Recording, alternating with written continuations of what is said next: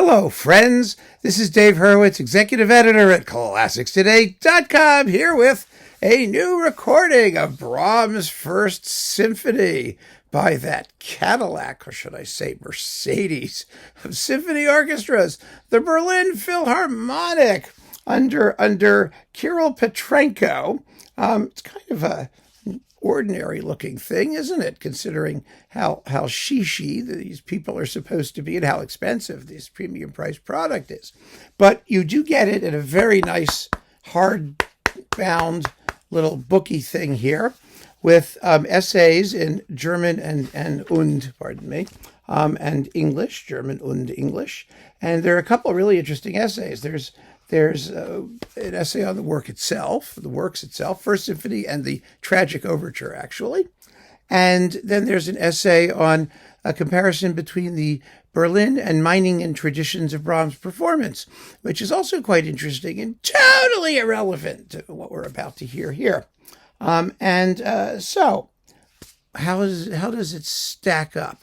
Well, I have to say, I was disappointed.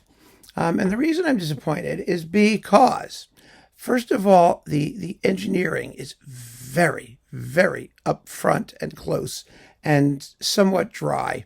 And there is not a single piano or pianissimo anywhere in these performances. It is so relentlessly loud.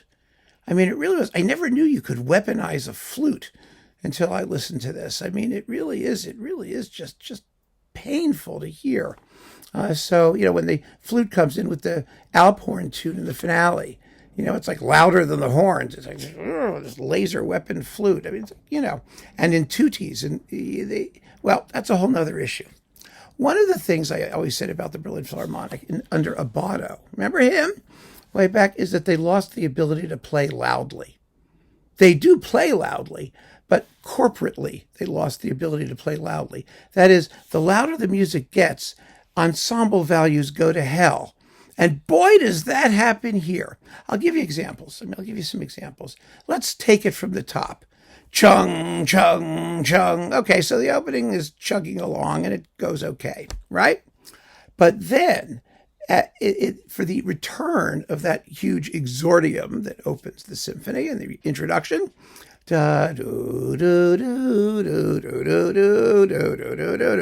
he speeds up, really speeds up, and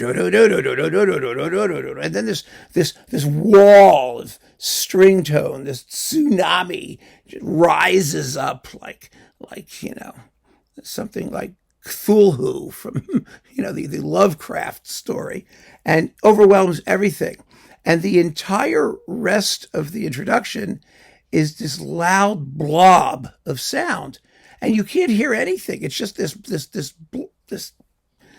formless, shapeless. There are no layers, and you don't hear like the tune or the principal lines. It's just noise, and it's fast noise. It shouldn't speed up that way. He does that a couple times, and that's like yuck, oh gosh. So that's one of the problems. And it's a recurring one. It really is. The rest of the first movement is pretty unexceptional. It goes at a decent clip. The timpanists pound the way they're supposed to. I mean, but again, there's nothing particularly interesting or distinctive about it. The slow movement should be lovely, and could be because you've got this magnificent string section, but it's too bloody loud. Everything is in your face, and because it's all so loud, there's no balance, there's no shade, light and shade, chiaro scuro, that sort of stuff. Brahms is so detailed in his dynamics, and this is just like that. So then we get to the third movement. Third movement is just too bloody fast. It's as insensitive as I've ever heard it done. Petrenko just whizzes through it, and the central section, where it's supposed to speed up, where it really takes wing. Well, he's already done that, like in the first bar. So there's no place to speed up, number one. Number two, again, as we get this, The rest of the orchestra sort of joins in. And it's a small orchestra, remember. I mean, it's no timpani or anything, but, as the other instruments sort of chime in, the balances go again. It's yum, the trumpets get the tune. Ya da da da da da da da da da da. Well, you don't hear the trumpets.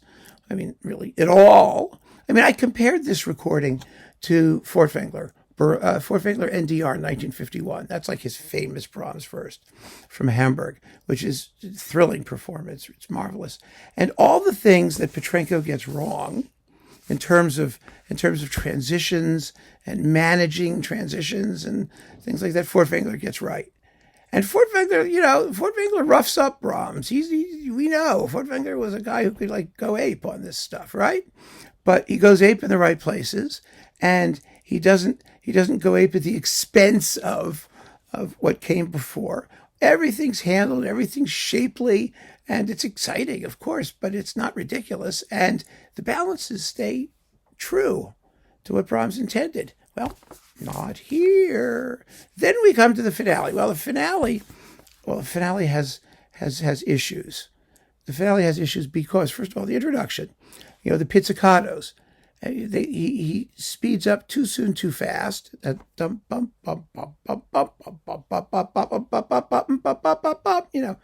doesn't have to be to go from largo to prestissimo.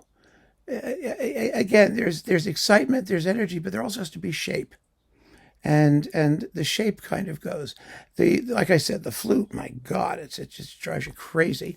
And finally, when the big tune comes and the rest of the movement starts, he does another ridiculous acceleration. Other conductors have done similar things because Brahms does mark the big tutti, to be played with, more energy. He does say that, but that doesn't mean it has to be like double the speed. Again, Furtwängler does it fabulously, but there's not a jolt. When the music's supposed to transition from broader to more lively. Here there's a jolt, and it's not a good jolt. I don't like to be jolted. We shouldn't be jolted, except when the oboe comes in with the second subject. Ya da da da da, ya da da da da da da. He slams on the brakes, which makes the whole melody sound kind of mawkish and tasteless, and then speeds up again. And that's how the finale kind of goes until we get to the coda. And in the coda, he just blows the chorale. I mean, the big moment. Ya da da da da da da da da. You would think that, okay, you don't have to slow down and put on the brakes ridiculously, but you don't speed up. You don't just blow through it as if it's not there. Like it doesn't matter. I mean, it's just an uninteresting incident. Furtwängler, again, is a wonderful example there of how to do it correctly. I mean, but it's not brain surgery.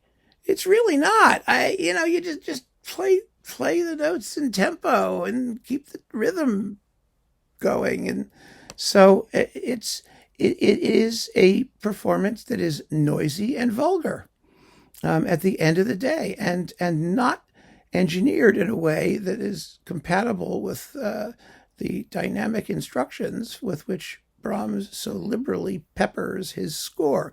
Now, the Tragic Overture opens the program, and if the symphony sucks, who cares, right? But I will say, performance-wise, it's better because it's steadier. It's a solidly played performance by a magnificent orchestra.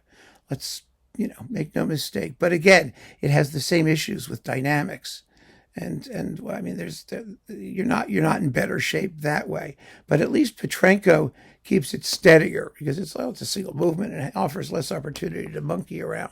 So there you go. I fear this may be a cycle, but we'll see what happens. Anyway, I found this for all the beauty of the playing and the it's almost self-regarding impressiveness of the orchestra, because they are just an outstanding orchestra and they make this huge sound, but you're not supposed to make it all the time. It's a real question of taste at the end of the day, or the lack thereof.